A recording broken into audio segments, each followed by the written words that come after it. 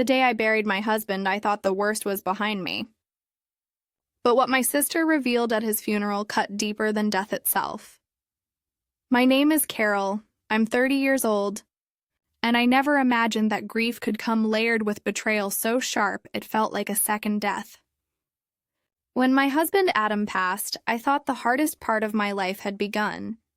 I thought I'd be wrestling with loneliness, with figuring out how to breathe again in a house that suddenly felt too quiet. I thought my biggest challenge would be folding the laundry without bursting into tears, because half the clothes weren't mine.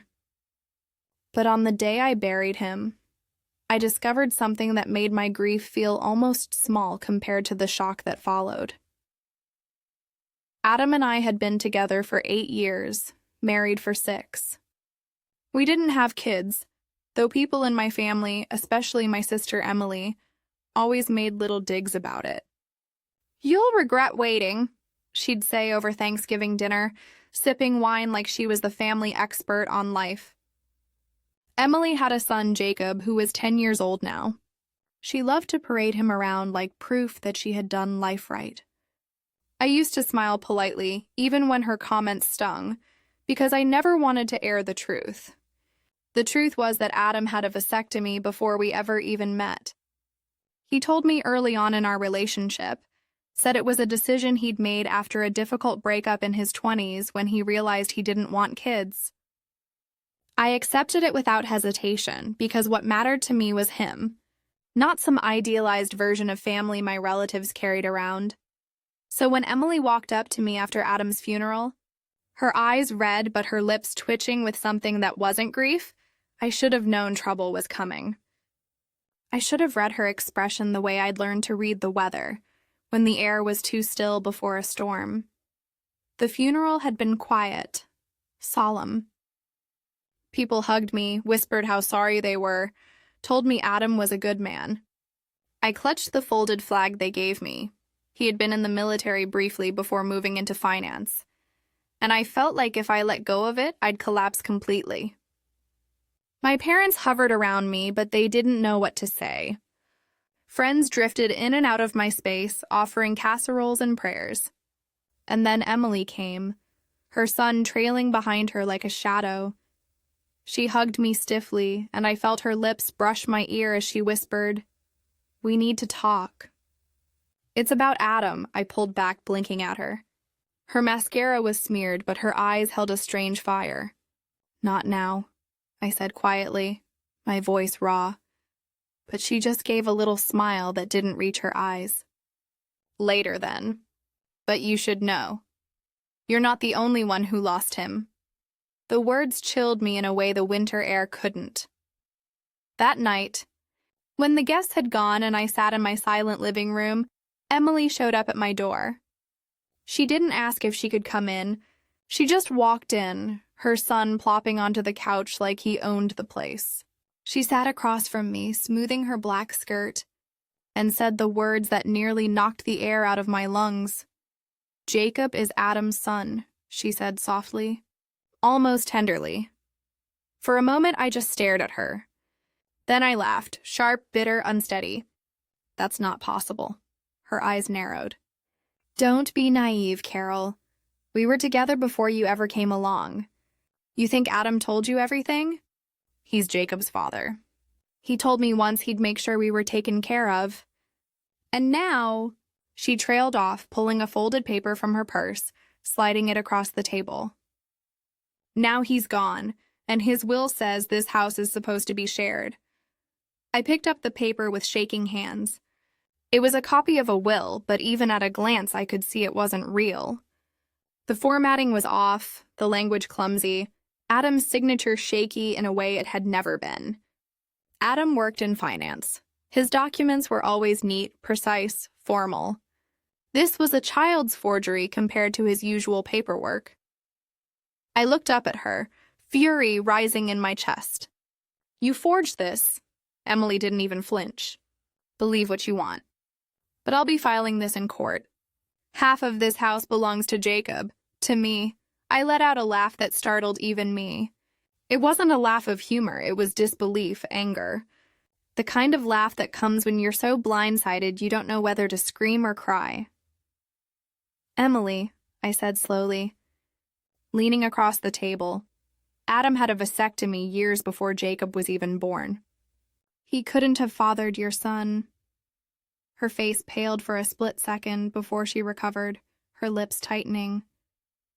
"That's what he told you. But men lie, Carol. Maybe he didn't want kids with you." I stared at her, shaking my head. "You're unbelievable. You're standing in my house, after my husband's funeral, and you're trying to steal from me with a fake will and a lie so weak it collapses under its own weight." Jacob shifted uncomfortably on the couch. He was just a kid, innocent in all this. My anger wasn't at him, but at the woman who had raised him to believe in schemes instead of love. "Leave," I said finally, my voice cold. "Take your fake will, take your lies, and get out of my house." She stood slowly, her eyes glittering with fury. "You'll regret this. The court will see the truth." I didn't move as she stormed out, dragging Jacob with her. The door slammed shut behind them, and the silence that followed was deafening. I sat there for a long time, staring at the fake will in my hands, the memory of Adam's steady voice in my head. "I took care of it, Carol, years ago. We'll never have to worry about surprise claims." He had gotten the vasectomy not just as a personal choice, but because he never wanted children used against him in messy relationships. It had been his way of protecting himself and me, and now, even from the grave. He had already protected me from the worst of Emily's betrayal, but that didn't mean she was done. Over the next week, the texts started. At first, they were cold and formal. "Jacob deserves his share. Adam would have wanted this." Then they turned nasty. "You've always been jealous of me. Now you're just a bitter widow clinging to a house you don't deserve." Then they turned threatening. "I'm going to the court. You won't win. You're weak and you're alone now." But she underestimated me. Grief makes you fragile, yes, but it also makes you sharp. It strips away illusions. It teaches you who you can count on. And Emily had made one mistake too many. She underestimated the fact that Adam had prepared for betrayal long before it arrived. Because as I went through Adam's files, organizing his accounts, I found the real will. Tucked neatly into a fireproof safe, notarized, dated, airtight. Everything was left to me. No conditions, no surprises. And in the folder with it, a medical file. A copy of his vasectomy records, certified, sealed, impossible to deny. Holding those papers, I felt Adam's presence in the room. As though he was telling me I knew she might try something. Carol. I couldn't stop her lies, but I could give you the truth, and the truth was all I needed. But revenge, that was something else. Because as much as I wanted to grieve in peace, as much as I wanted to move on, Emily wasn't going to let me. She had declared war, and what she didn't know was that I was ready to fight. The week after Emily stormed out of my house felt like a blur of numbness mixed with simmering rage. Grief still sat heavy on my chest. Waking up alone in the bed Adam and I once shared felt like dragging myself through mud every single morning. His coffee mug was still on the counter, his jacket still hanging on the hook by the door, as though he might walk back in any second. But instead of being allowed to grieve, I had to deal with Emily's pathetic scheme, her venomous texts, and the looming threat of a court battle. Every day she sent something new. A message dripping with guilt, calling me selfish. Another claiming she had other proof that Jacob was Adam's son. Then came the voice messages, her tone shifting from syrupy sweet to sharp and cold in a matter of seconds. "Carol, I know you're hurting, but you have to think about Jacob. He deserves what's rightfully his. Do you really want to be remembered as the woman who robbed her nephew of his inheritance?" I played those voicemails late at night when I couldn't sleep, listening to the cracks in her voice, the desperation disguised as confidence. The truth was, Emily was broke. Everyone in the family knew it, even if they didn't say it out loud. Her marriage had fallen apart years ago, and she lived paycheck to paycheck, constantly borrowing money from our parents, always blaming her bad luck. She treated Jacob like a pawn, dragging him from one man's house to another, always looking for stability she never created for herself. And now she saw Adam's death as her ticket out. She wanted my house, my security, the life I had built with him. I wasn't going to give it to her. One evening, I sat at the kitchen table with Adam's safe box open in front of me. Inside were the neat rows of folders he had kept, each labeled in his precise handwriting. Will. Insurance. Medical records. Banking. He had been meticulous, the kind of man who planned for everything. It was one of the reasons I loved him. He believed in being prepared, not because he expected the worst, but because he wanted to protect the people he cared about. I pulled out the folder labeled Will again, even though I'd already read it a dozen times. It was straightforward. Everything went to me. The house, the accounts, the insurance. He had even left a small note attached, handwritten in his neat script. Carol, I want you to be safe. Don't let anyone make you feel like you don't deserve this. You're my wife. This is your home. Tears blurred my vision as I read it again. His words were like armor, wrapping around me, reminding me that even in death, he was still protecting me.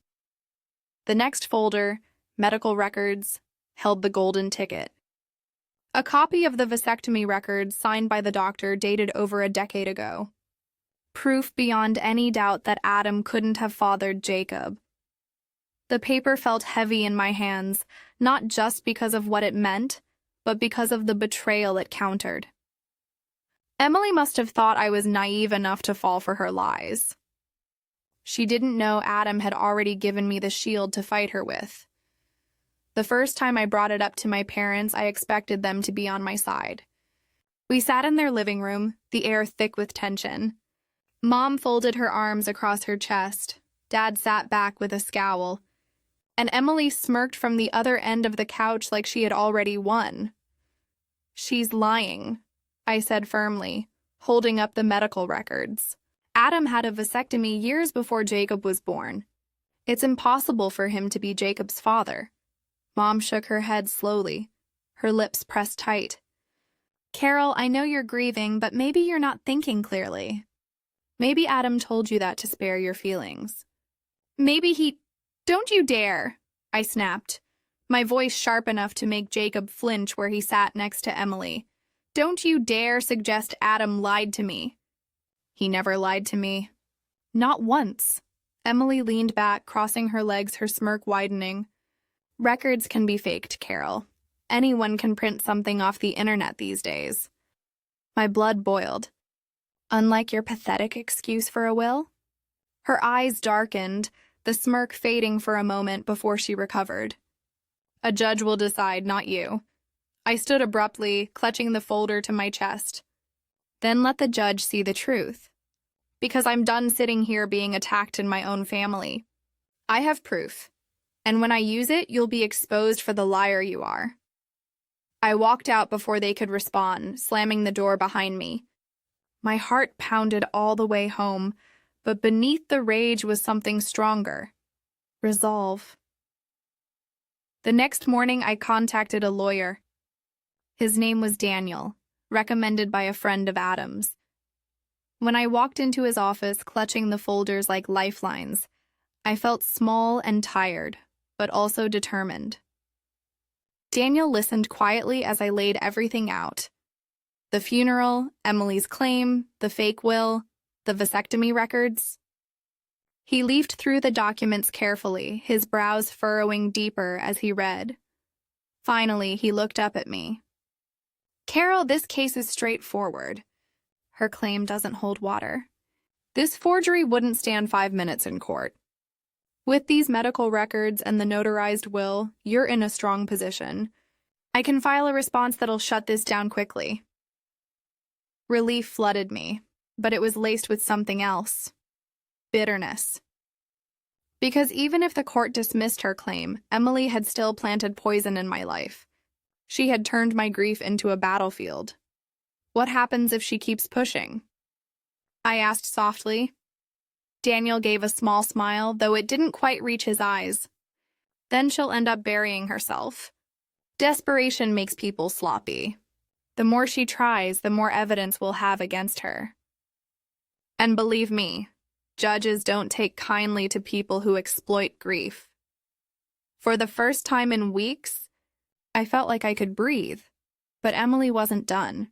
She started showing up at the house, pounding on the door, demanding to be let in.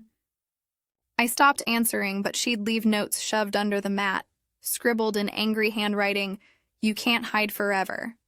Jacob deserves this house. Adam wanted me to have it." Once she even brought Jacob with her, standing on the porch while he looked up at me with wide, confused eyes.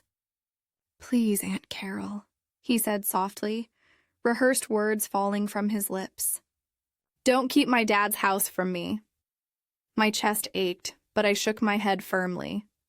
"Jacob, Adam wasn't your dad. Don't let your mom lie to you like this." Emily pulled him away before I could say more, shooting me a glare filled with venom. The guilt gnawed at me. Not guilt for keeping what was mine, but guilt for Jacob, a boy who had no idea his mother was using him as a weapon. He didn't deserve this. None of it. The first court hearing came faster than I expected. I sat at the long wooden table, Daniel beside me, my hands trembling slightly. Across from me, Emily sat with her lawyer, a smug-looking man who reeked of overconfidence. She wore a black dress, her hair pulled back tightly, her face painted with the fake solemnity of someone playing a role. The judge asked for opening statements. Emily's lawyer painted a picture of a devoted sister betrayed, a child robbed of his inheritance, a grieving family torn apart by greed. I nearly laughed out loud at the irony of it. When it was Daniel's turn, he stood calmly, presenting the real will, notarized and dated, and then the medical records.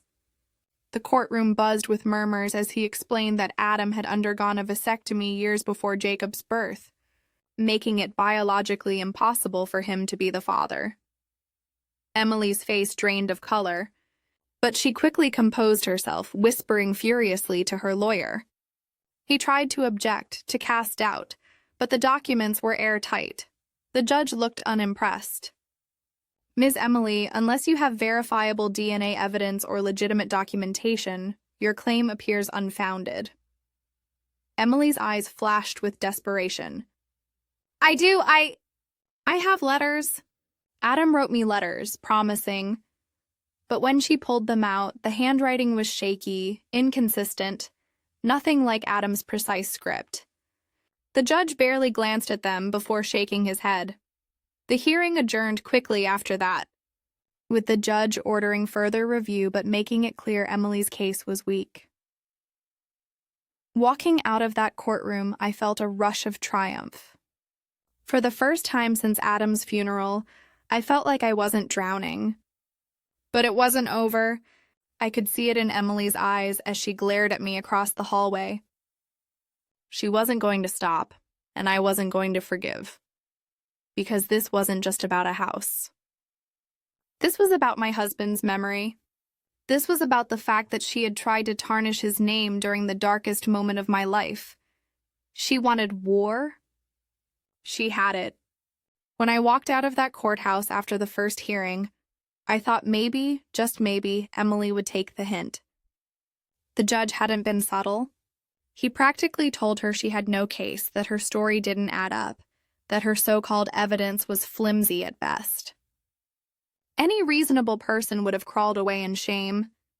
But Emily wasn't reasonable. She was desperate. And desperation has a way of making people reckless. At first, it was the messages again. She blew up my phone with angry texts, each one more unhinged than the last. "You stole everything from me," Adam promised me. "You'll pay for what you've done."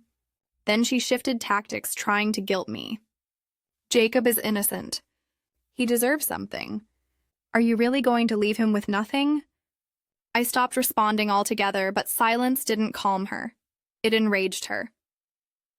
One night, around midnight, I heard pounding on the front door. I froze in bed, my heart hammering. Then came her voice, muffled but sharp through the wood. "Carol, open this door!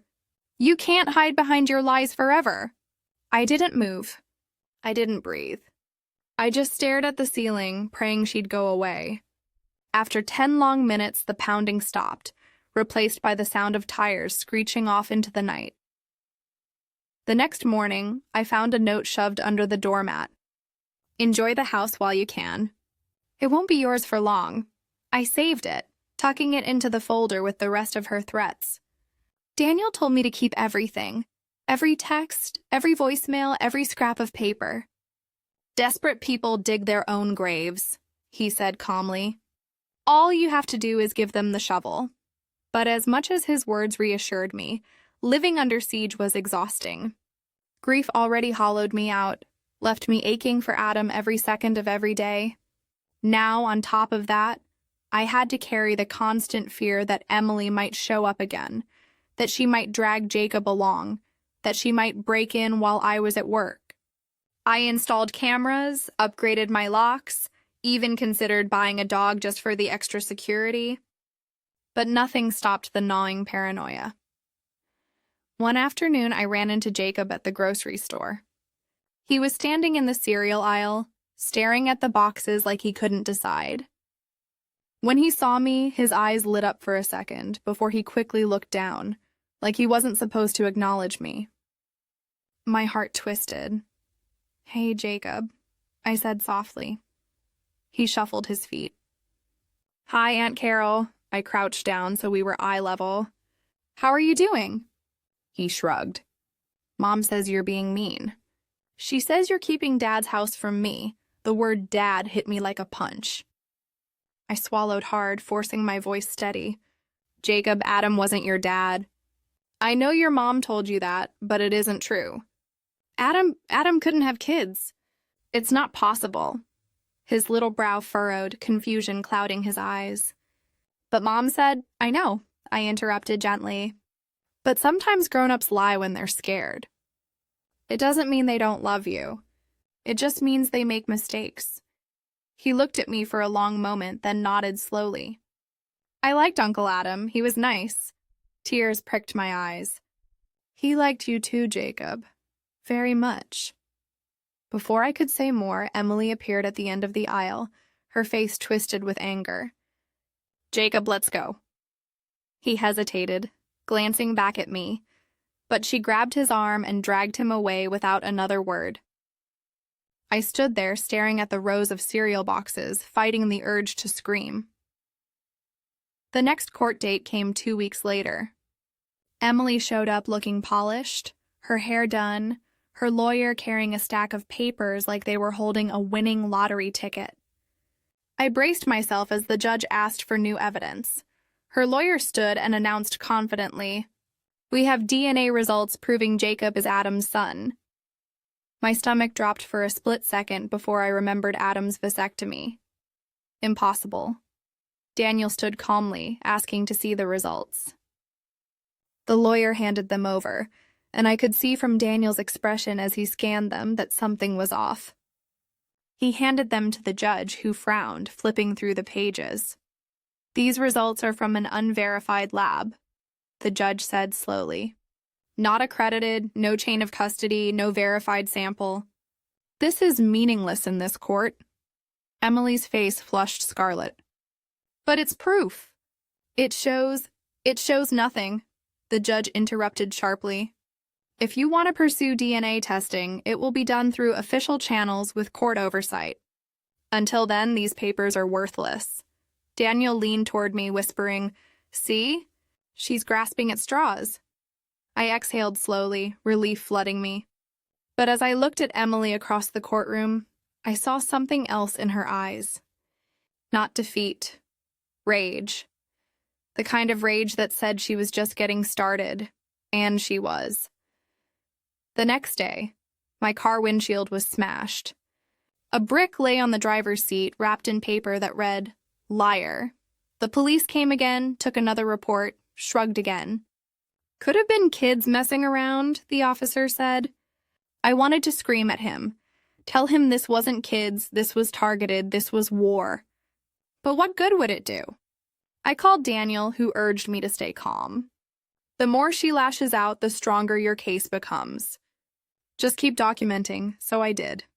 Every text, every call, every broken piece of glass. But it wasn't enough to just defend anymore. I was tired of being the one bracing for impact. I wanted to hit back. That's when I remembered something Adam once told me. We had been sitting on the porch one summer evening, sipping wine, when he said, "You can't control what people do to you, but you can control how much power you give them. Sometimes the best revenge is making sure they can't touch you." I thought about those words as I sat at the kitchen table, staring at the folders in front of me. Adam had left me more than just a house. He'd left me security, investments, insurance policies. Emily thought I was vulnerable, that I was one forged document away from losing everything. But the truth was, Adam had made sure I was untouchable. So I decided to show her just how untouchable I was. At the next hearing, Daniel presented not just the will and medical records, but Adam's entire estate plan. Every account, every investment, every legal safeguard. The judge skimmed through the documents, nodding slowly, his expression hardening with each page. "Ms. Emily," he said finally, "this estate is airtight. Mr. Adam made his intentions crystal clear. Unless you have verifiable, court-approved DNA evidence, which, given the medical records, seems highly unlikely, your claim is baseless. If you continue to pursue this, you may be held liable for harassment and legal fees." Emily's face drained of color. Her lawyer shifted uncomfortably beside her. Daniel leaned back in his chair, a small smile tugging at his lips. I almost felt sorry for her. Almost. When the hearing ended, I walked out of the courtroom feeling lighter than I had in months. But I knew Emily well enough to know this wasn't over. People like her didn't quit. They just found new angles, and I was ready for them. Because now it wasn't just about protecting Adam's legacy. It was about revenge. About making sure Emily learned that you can't tear someone's world apart and walk away unscathed. And I had the perfect plan forming in my head. By the time the third hearing wrapped up, I knew Emily wasn't just losing. She was unraveling. She walked out of that courthouse red-faced, her lawyer trailing behind her, mumbling something about options. But her eyes told the truth. They were wild, unhinged, the eyes of someone who'd built her whole plan on a lie and watched it crumble in real time. And even though part of me wanted to breathe easy, I knew I couldn't. Because Emily wasn't the type to bow her head and accept defeat. She was the type to burn the whole house down, even if she had to sit in the flames herself. So I decided I wouldn't wait for her next move. I'd make it first. Revenge wasn't something I'd ever imagined myself capable of. Before Adam died, I was the kind of woman who kept the peace, who let things slide, who swallowed her hurt just to keep the family dinners calm. Adam used to call me his anchor, the one who never let storms rock me. But grief had carved me into something new. It stripped me raw, burned away my patience, and left me with a clarity sharper than glass. Emily wanted to turn my husband's memory into a weapon against me. She wanted to rewrite the story of his life with her name scrawled in the margins. That was unforgivable. And I wasn't just going to defend myself anymore. I was going to end her games permanently. The first step was information. I dug into Emily's life the way she'd tried to dig into mine. Late nights on my laptop, scrolling through court records, property filings, credit histories. It didn't take long to see what I already suspected. She was drowning in debt. Credit cards maxed out. A car loan delinquent. Rent overdue. She wasn't coming after me out of some warped sense of justice. She was broke, desperate, and she saw Adam's estate as her lifeline. The second step was strategy. I met with Daniel again, this time not as a grieving widow begging for protection, but as a woman ready to play offense. I want to file a countersuit, I told him. For harassment, for defamation, for fraud. She forged a will, she filed false claims, she vandalized my property. I'm not just going to defend myself anymore. I want her held accountable. Daniel raised his brows, but then he smiled. That's exactly what I was hoping you'd say. The paperwork took weeks, but when Emily was served, the explosion was immediate. She showed up at my door again, screaming through the intercom, calling me a snake, a traitor, a monster. I didn't answer. I just let the camera record every word. Another piece of evidence for my file. Jacob was with her that time. I saw his little face through the peephole, pale and confused, watching his mother unravel. My heart ached for him. He didn't deserve this circus. He didn't deserve to be weaponized in a war he had no part in. And that's when I realized something. My revenge wasn't just about destroying Emily. It was about saving Jacob from becoming collateral damage. So I called Child Protective Services. I didn't make it dramatic. I didn't embellish. I just told them the truth. That Emily was dragging her 10-year-old son into court battles and harassment campaigns. That she had used him to deliver threats. That she'd forged documents claiming his paternity just to steal money. I told them I feared for his emotional well-being, that he was being forced to lie for her. They listened carefully, took notes, and said they'd look into it. A week later, Emily exploded again, this time not at me, but at the system. CPS had paid her a visit. They asked Jacob questions. They asked her questions. And when she realized I was behind it, she lost her mind. She left me a voicemail so vile, so filled with threats and curses, that Daniel insisted we play it for the judge at the next hearing, and that was the nail in her coffin. The judge didn't just dismiss her case this time. He reprimanded her in open court, his voice stern as he laid out her lies. You forged documents, made baseless claims, and weaponized your own child to pursue an inheritance you were never entitled to, he said. This is not just unacceptable, it is contempt of this court. He ordered her to pay my legal fees, sanctioned her for filing fraudulent documents, and warned her that further harassment could result in jail time. Emily sat there pale as marble, her hands shaking, her eyes darting around the courtroom like a trapped animal. Her lawyer had abandoned her weeks ago, and she had no one left to shield her from the truth. I walked out of that courthouse with my head high, the weight on my chest finally lifting. But revenge wasn't just about the legal win. It was about reclaiming my peace. So I took it one step further. I went public. I didn't name names, but I shared my story, anonymously at first, then openly, through a support group for widows. I wrote about how grief can make you vulnerable, how family can twist knives when you least expect it, how preparing legally can save your sanity when vultures circle. My story spread. People reached out, telling me they'd been through similar nightmares, thanking me for speaking up. And every time I hit send or publish, I felt Adam smiling somewhere, proud that I'd turned pain into power.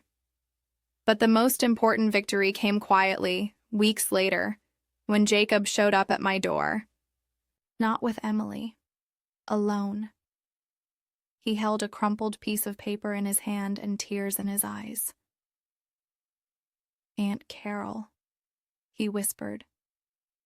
I don't want to lie anymore. Mom says things that don't make sense. I wanted to say I'm sorry. My chest cracked wide open. I knelt down and pulled him into my arms, holding him tight. You have nothing to be sorry for, Jacob. None of this was your fault. He sniffled. I miss Uncle Adam. Me too, I whispered, my throat thick. But you know what? He'd be so proud of you for telling the truth. That moment was worth more than any courtroom victory. It was proof that even in the ashes of betrayal, something good could survive. In the months that followed, Emily faded from my life. She tried a few more desperate stunts, angry emails, vague Facebook posts, but the sanctions and the threat of jail kept her in check. CPS kept an eye on Jacob, and I made sure he knew my door was always open. Slowly, the chaos ebbed. My house became a home again. Grief never really leaves you. There are still mornings when I roll over and expect Adam to be there. Nights when I catch myself setting out 2 plates instead of 1. But alongside the grief is a strength I didn't know I had. Emily thought she could break me, that she could turn my husband's death into her payday. Instead, she handed me the chance to rise, and I did. My name is Carol. I buried my husband and discovered betrayal so cruel it nearly destroyed me. But I fought back. I held the line. I turned my pain into proof, my grief into grit, my anger into action. Emily wanted half my house, half my life, half my soul. She walked away with nothing but the ruins of her own lies. And me? I walked away with everything that mattered. Adam's memory intact, my dignity unbroken, and a future that belonged entirely to me.